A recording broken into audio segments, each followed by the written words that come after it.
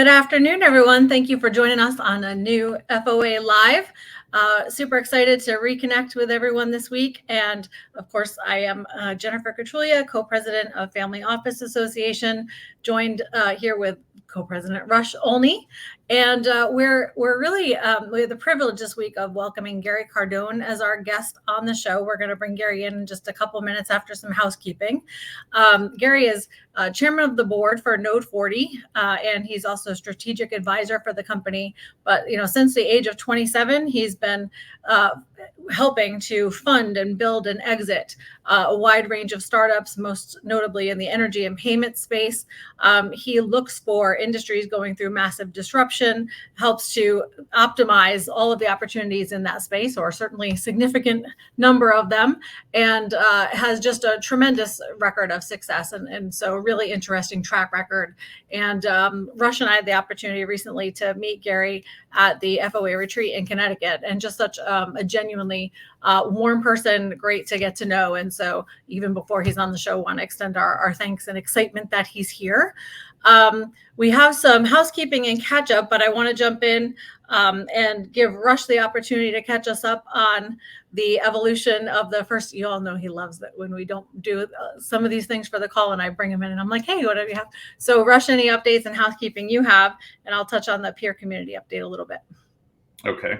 I was going to touch on that a little, but happy to lead that. Yeah. Well, good morning, afternoon, and evening, wherever you're listening from. We really appreciate you taking the time to spend this 30 minutes with us. As Jennifer mentioned, we have Gary Cardone on, who, after I'd met him in Connecticut, had gone through and somewhat cyber-stalked him professionally, of course, and very impressive resume. And really just a genuinely nice person and a straight shooter, which was fun for the conversations over lunch. But he and we will be discussing Web3, blockchain, and sort of trying to tie in some of his experiences professionally with what that can mean and will mean for the future of Web3. So we're really excited.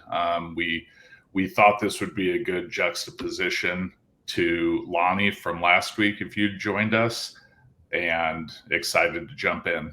So, and then we had our first meeting, and Jennifer and I have a side wager. No money involved in the wager, just a friendly bet on when we will have the group and member website propped up. And I'll let Jennifer go through the focus groups. We have one that we're going to really use as a vetting platform to make sure we get things right. And then we'll roll that out to a wider audience and to more members and more groups. So great. So thanks, Rush. Yeah, so we are heavy in development for the new member site. Excited to get that launched, everyone. And we also have a couple dozen events we'll be adding to the calendar.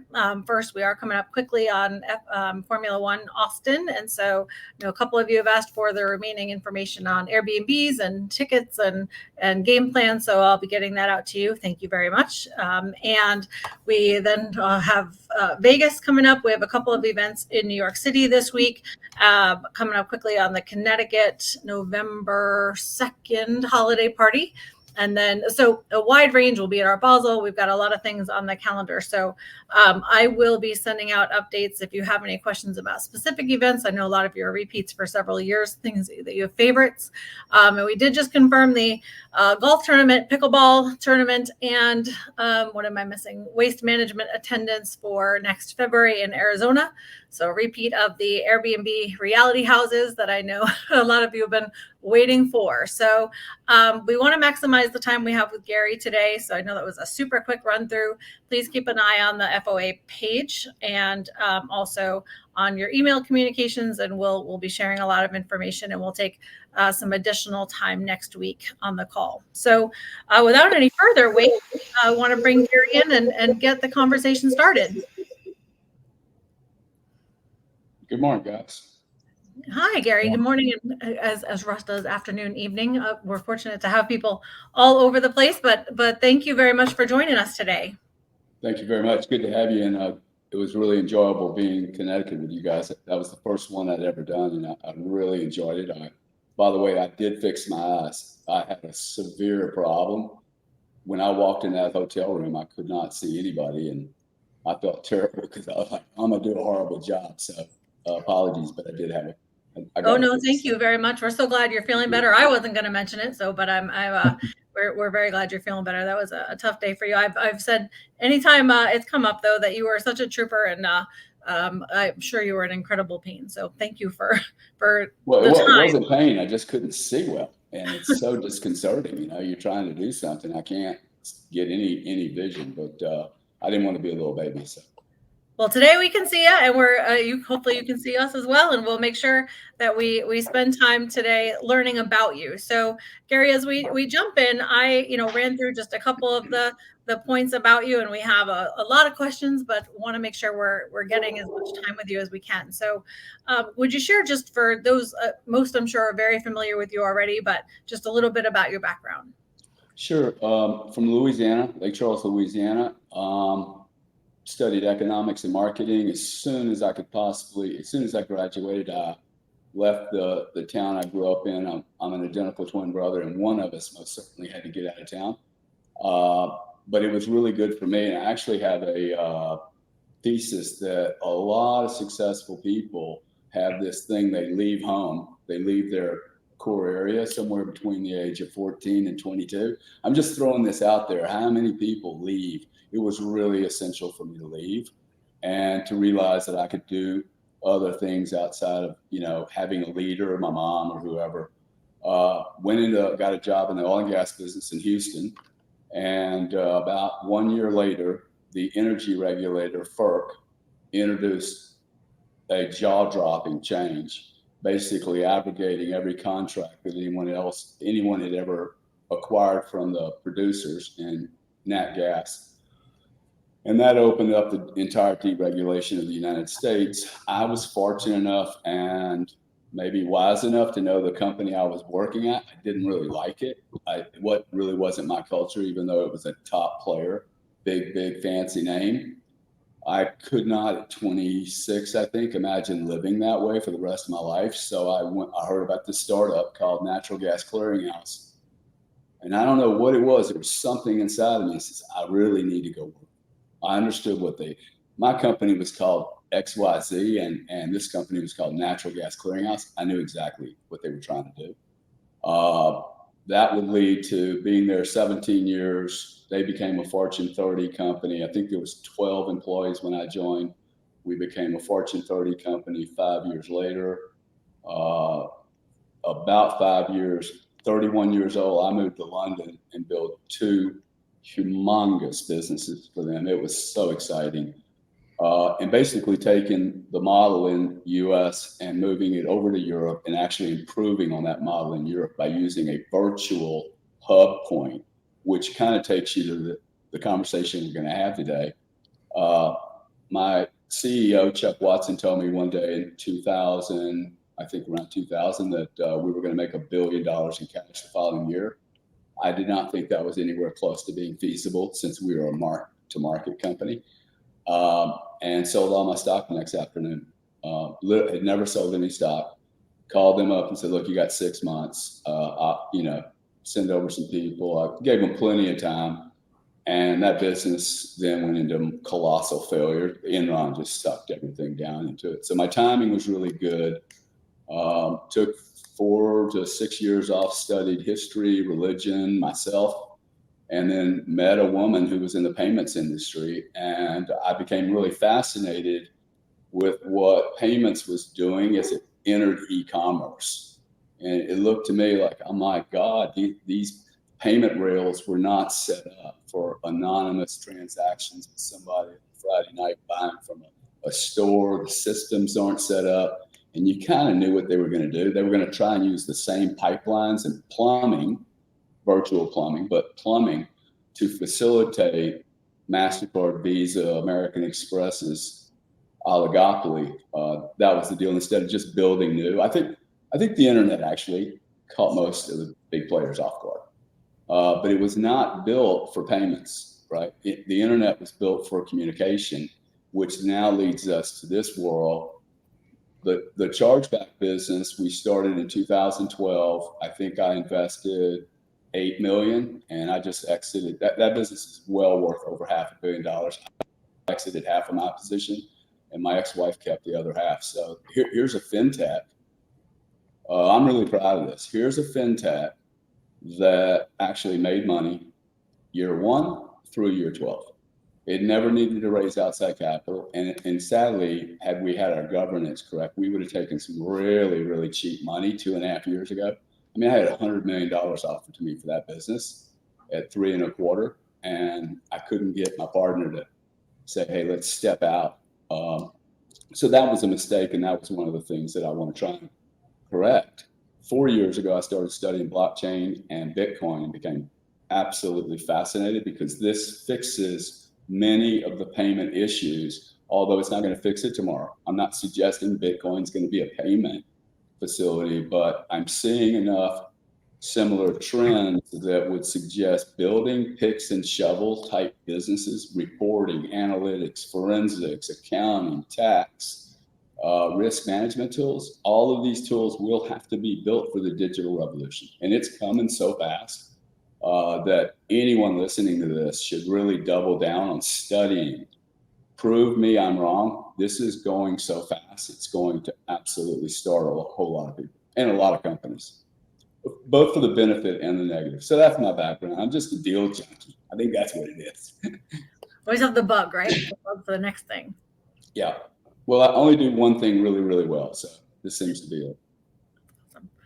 So, Rush, I've got some questions, but if you want to jump in first, I know we're right in your wheelhouse today. So, yeah, I find it fascinating because the two prior ventures in your professional life really feed into blockchain. One, it takes a significant amount of energy to operate the network, and two, the payments are fascinating to me because of what you can do on blockchain through smart contracts and basically just seamless transactions where you take down the transaction costs and the need for an intermediary for peer-to-peer or even peer-to-business or consumer to business. You really reduce that down, not unlike the 90s when computerized trading started on the stock exchange, and instead of trading in quarters, eighths, sixteenths, the spreads were wide, brokers did great. That's an intermediary. Now we have this technology that is secure, traceable, and a fraction of the time, a fraction of the cost. Where do you see this going? And I guess what platforms or what businesses do you see being the most upset once this really starts to take hold? I think everything gets upset. The whole bag of wax gets sucked in. I don't think you can do this partially. I think that the question is, when does the waterfall really it's just so much flow, everyone has to convert. I think the losers are, well, first off, if you shouldn't really make any kind of judgment on this industry this is probably the best advice I could give anyone. If you have not studied Bitcoin and blockchain, the white paper on Bitcoin for at least 25 hours, that is the biggest mistake. You know, it's interesting. I have never seen anyone study it for 25 hours that did not want to be in this space. 100% of the people that spend 25 plus hours always go deeper. Whether you invest in Bitcoin, whether you invest in a picks and shovels type business, I think the whole planet is going to digitize. The digitization of planet Earth, if we called it that, right, it wouldn't scare so many people. But the Bitcoin world has just like scared a lot of people because of the behavior. There's no barrier to entry. You get a bunch of scammers, just like we did in 1990 with the internet, and just like we did 1920s and 1930s. Most businesses are built, most industries are built on the edges, right? Now you could say that FTX went way over the edge. Okay, good, he's gone now. Market wiped him out. He's gone. That's the way real markets work. But if you spend the 25 hours, I think you'll start investing in this space, whether you're investing in the digital asset itself. Look, the blockchain is basically a transparent method. I think I could probably win running for Senate or Congress on this one platform. I will place 30% of the entire government acquisition of anything on the public blockchain. Now, why would I say that? First off, it starts to introduce to Joe Citizen what a private blockchain is, which will be the CBDCs. This is why I'm like, bring them on. Nobody's going to use them. If they have the option to use a public blockchain where you and I, everything you and I do is viewable, and I am totally comfortable with that because I'm not a bad guy. I'm okay with you if you know I have 300 Bitcoin. What are you going to do to me? Like, you can't take it from me. And I don't think you're going to get that kind of clarity, but I'm not worried about it. The old world is a world of opaqueness. You can't see. Go try and look at Visa's earnings that they receive from fees and penalties. This is a public company. We should be able to see everything. We should be able to see how much money the DOJ made last year in penalties, prior years, and realize, oh, wow, this is a P&L. Someone is taking their P&L and collecting income, which I would do it too. You give me the top job as the man, and I'm going to collect funds. So if you believe that we're not going back to the 8-track tape or the horse and buggy, look at what's happening with the automobile industry. You got the unions. Right or wrong, you cannot add 30% to the Ford Motor Company while Elon's reducing the price of his cars by 10% and the quality's increasing. Okay, and you have inflation going up right through the roof. You have banks freezing up, and you have a bunch of family offices going, don't know what to do. Well, look into the future, and you have to believe we're going to get efficient. There's $7 trillion just in fees and fines across the entire payment industry that must be removed. They're not benefiting anyone except shareholders, and actually the shareholders of those payment companies are suffering. Look at the stock price. They're off 50, 60, 70%. Why? There's no new merchants. There are no new consumers, and the consumers are getting older and they're spending less money. And this is what FIS, Fiserv, WorldPay, Worldline, Elavon, Bank of America, all the indicators are like, oh my God, your market is collapsing. Yes, it's collapsing because you're taking too much out of it. The 3.5% to do a transaction with a credit card, I could send $3 million to you right now with Bitcoin for $1. I spent $12 on a Saturday afternoon to spend $3.5 million in Bitcoin and Ethereum to my partner at Node 40 for me to buy Node 40. He had use of the funds at 2:32, and this was on the day that Celsius and Galaxy were both imploding. I was like, okay, I'm just going to go test it now. The worst day in the world, can I move these funds or not? Because I was worried. All 5 institutions, 2 are now not even here. all 5 institutions made a $3.5 million transfer in less than 15 minutes. And Perry, the CEO, was able to use the funds at 2:32 p.m. on that Saturday.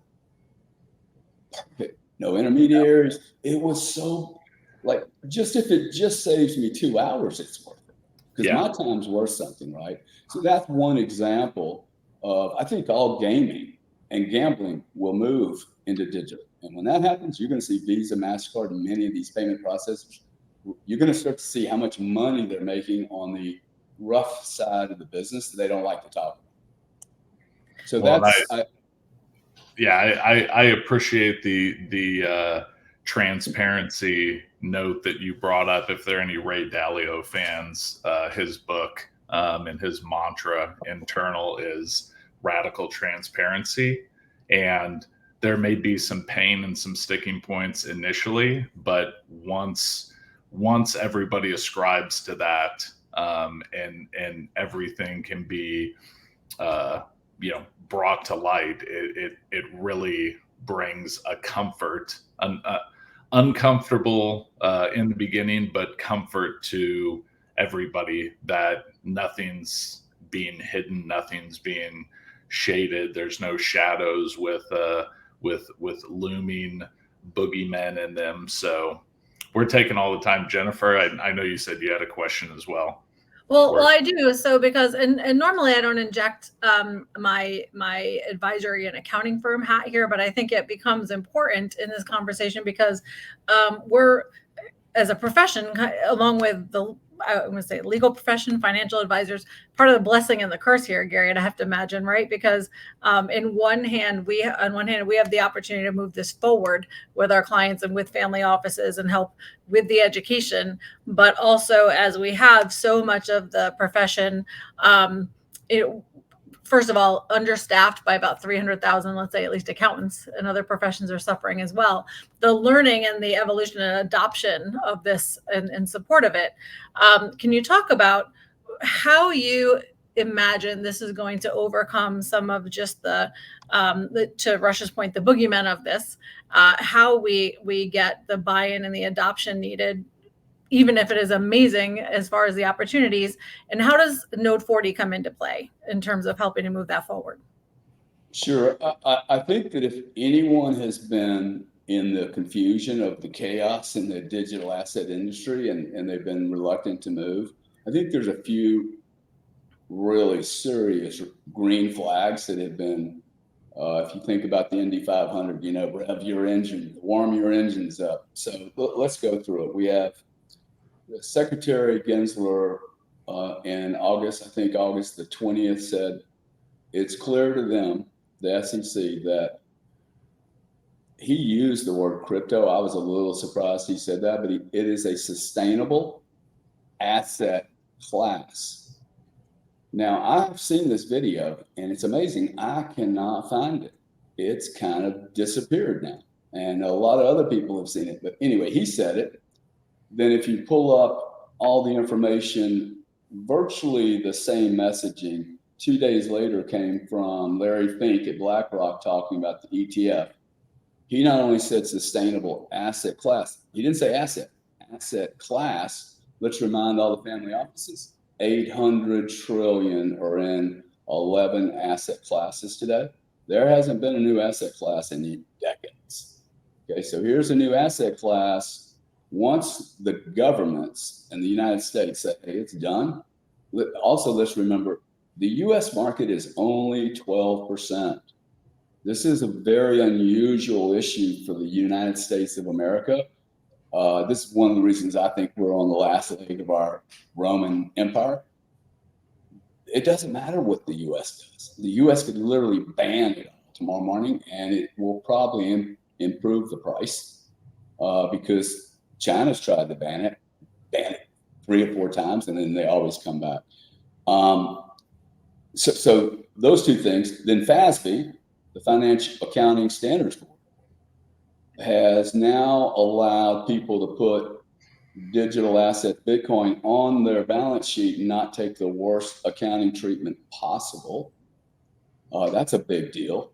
2 days after that, Treasury releases a 900-page document, and I'm happy to give you the 300-page summary of what is required of anyone owning, touching Bitcoin, or being a dealer broker. This is game over now. This is literally green flag. And here are the rules. No one comes up with a 900-page document within 3 days. This was orchestrated. The language is very, very consistent. And now Gensler said, hey, we're going to wait till Q1. Okay, so there's some politics here. That's all this is now. This is being sanctioned. You have Fidelity spent the last 10 years building monster systems. That's the other thing for the family office to understand. When I was in the energy business, 3 years to get a meeting with ExxonMobil. In the payments industry, I spent $12 million a year with Visa. I could never get a meeting with Visa CEO. In this industry, I called Tom Jessup at Fidelity. Hey, Gary, when would you like to meet? I called the head of NIDIC. Gary, when would you like to meet? Mark Yusko at Morgan Creek Capital. Hey, when can I come and see you? Come see me tomorrow. Okay. That is huge. Okay. When you have intellectual capital chasing an idea and they open the doors to everyone, the losers will be all of those stocks you're holding right now that did not have that attitude. Everyone will be a loser because they're going to miss the opportunity and then the window shuts. We have the ability, and that's what I like about Node 40 and any business I could buy in this business.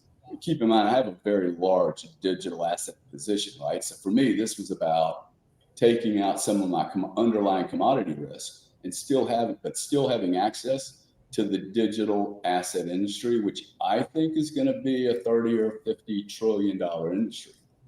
Because you're going to build the same kind of reporting and tools that the Fidelities have already built for legacy assets.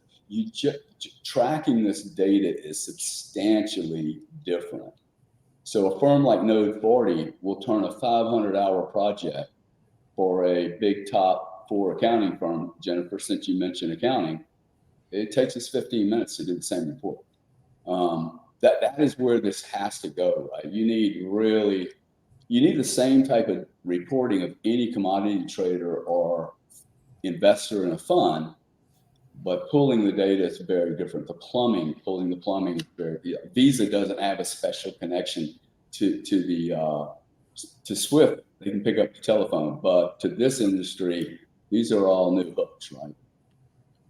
Great. Thank you. Absolutely. And so first I want to say hello to Rafael and Giovanni. And I know a number of people have been pinging me directly in my messages. And so I know we'll have a number of follow-ups here. Gary, as long as your time allows for a couple of extra minutes, Sandra won't boot us off. And I know Rush will have a couple of closing questions, but I'd love to jump in and just say, for those who want to know, we said it, including our attorneys, that we can't give investment advice or tax advice or anything else on here. So please see your own professionals. Having said that, now if you and Rush want to talk about this as an investment, how does someone kind of get into this space? I know, Rush, you guys will bounce around.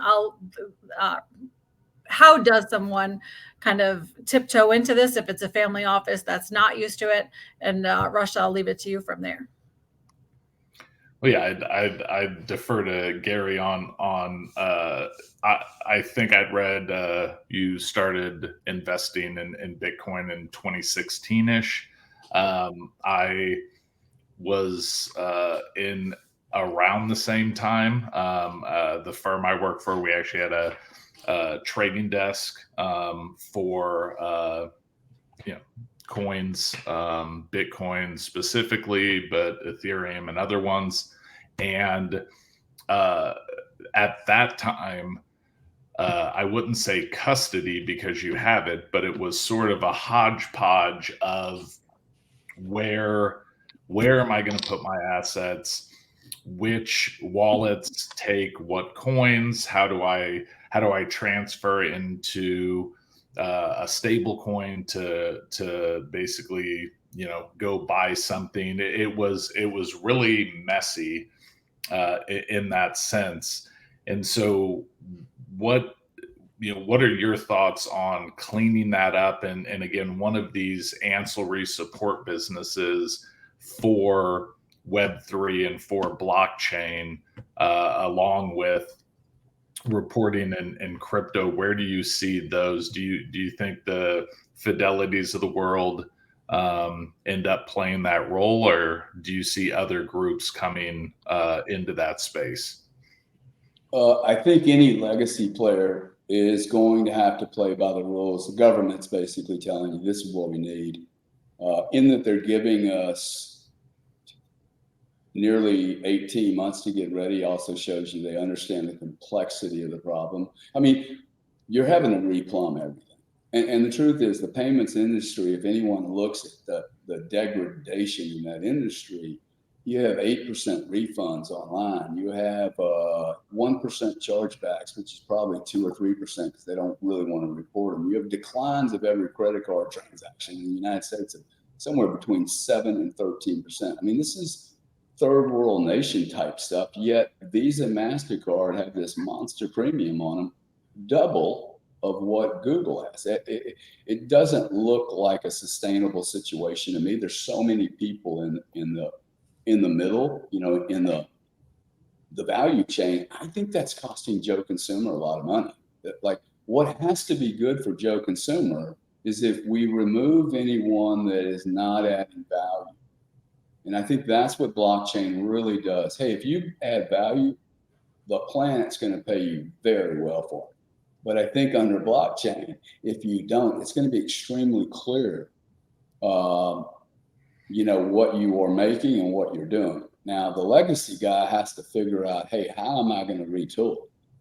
And the losers, I think, are going to be, I mean, when was the last time you thought about IBM? Kodak. Conoco Oil Company. I remember Conoco told me that they would be around for centuries, okay? British Gas is gone. Companies go away. We're in a cycle. We're in a monster major invention cycle. You should be looking at Bitcoin as an invention, okay? Just like the telephone. This thing that I have here, it used to weigh 5 pounds, man. I had one in 1970. The shoulder strap. So cool. I thought that was so cool. I was more impressed with that than my golf clubs, right? So who would have thought? And you know what? I think this is going to go away. This is going to go. I have Starlink now. I just cut Spectrum. I paid 3x what I pay for Spectrum to pay the Starlink because I'm tired of dealing with monopolies. They just to get a credit from Spectrum, which I'm not going to call them for a credit, but I get irritated that, hey, you guys can go on blackout for 3 days. I can't get anything, and you still charge me the month. There's no responsibility, right? So I think that's what I like about this industry. And show me an industry that's growing. There aren't any. You're going to go buy crude oil? 15 years ago, me and my brother were buying apartment doors in Arizona for $25,000 a door. Okay. And I said, do not ever sell these, dude. You'll never buy these at $25,000.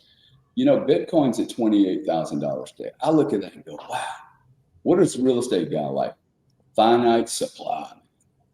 Well, I'm really surprised that more real estate guys haven't looked at the algorithm and gone, wow, there's 100 scientists that looked at this algorithm. I couldn't tell you if it's right or not, but 100 guys looked at this going, this is a finite supply.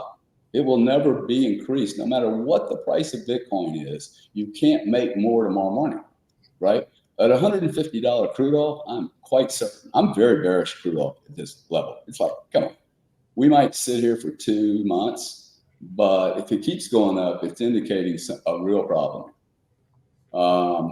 So I think this solves so many problems. Education, government overspend, voting, machine-to-machine transfer of funds, just bifurcating a piece of this whole system out. So why do somebody just ask me for a $3,000 wire transfer? I'm not going to pay somebody $35 for a $3,000 wire transfer. I try to Western Union some money to somebody in, you know, say Turkey, and maybe they get 80% of what I send them.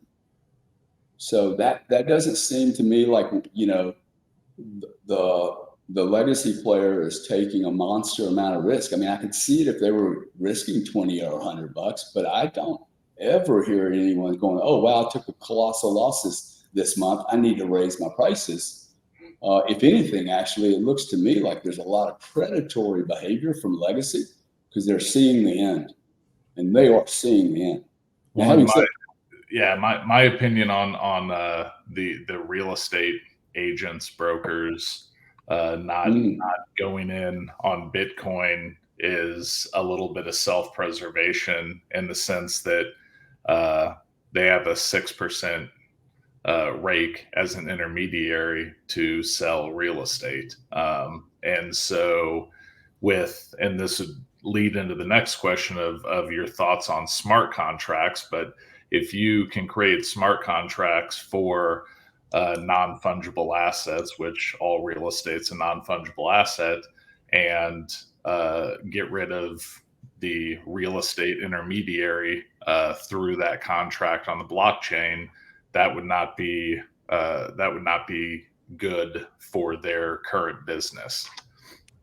Yeah, for sure. Now, I will tell you that I think there are certain industries that it maybe oversold their readiness. That's one of them, like the NFT of a non-fungible product. Like my home's cool, but the guy next door, let's say it's identical. It's not really identical.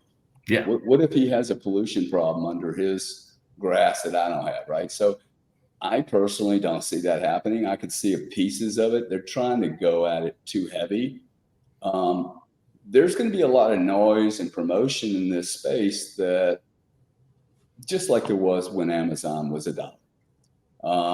There's going to be a lot of blow ups. I think you have to look at, hey, who are these managers? Who's running the company? What's the strategy? What's their track record?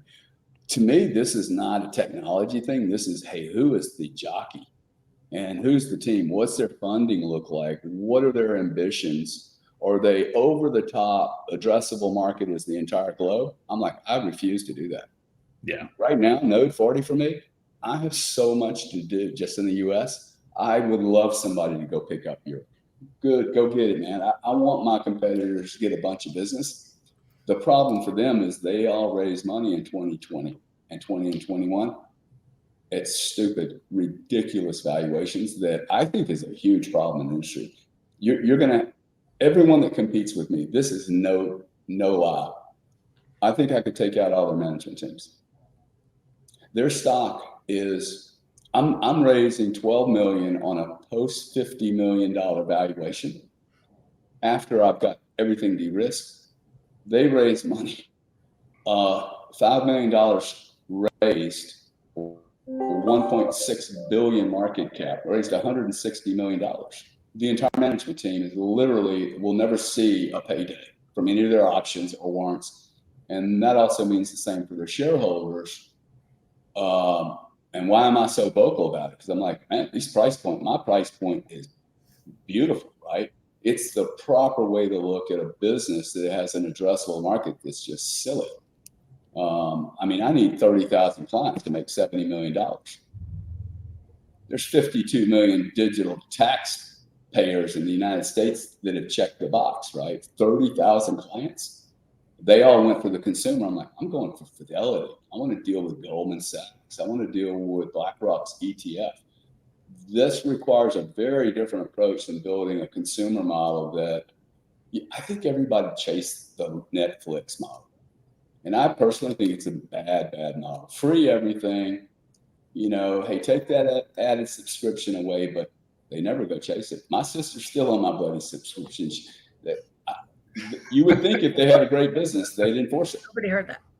Right? You would think, well, I'm not doing it. We don't condone that. She's worth $4 million. Like, why do you need to use my Netflix account? But this is human beings, right?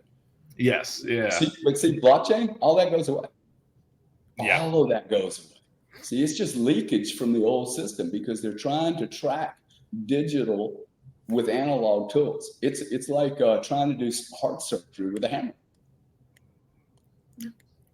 Well, I know, Gary, thank you very, very much. I want to extend when Rush gets excited about one of these topics, I think he puts the sticky over his clock in the top left.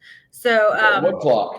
So yeah, exactly. So this would be an amazing long form conversation, which someday where we'll unleash and have. So, but really appreciate your time. I want to share. I know I've had several families and others sending me direct messages, which we'll share with your okay. I want to. You were very generous when we were still offline to say that if people do have questions, want to learn more, that we'll have the opportunity to work with you to either pass on those questions, share out information, both on the in general information side and, again, for informational purposes, how people can view this as an investment space if they're interested.